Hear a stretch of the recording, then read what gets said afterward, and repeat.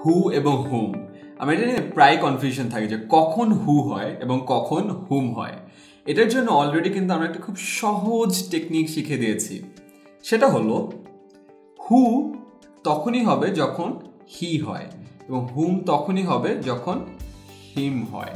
So কখনো কোনো সেন্টেন্সে যদি হু দেখো বা হুম দেখো, ওটিকে চেঞ্জ করো, চেঞ্জ করে হি বসিয়ে দাও।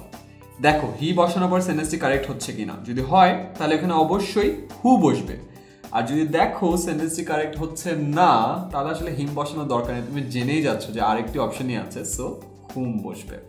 এবার আসা যাক আমাদের কারেন্ট সেন্টেন্সটি। I don't know who the management liked.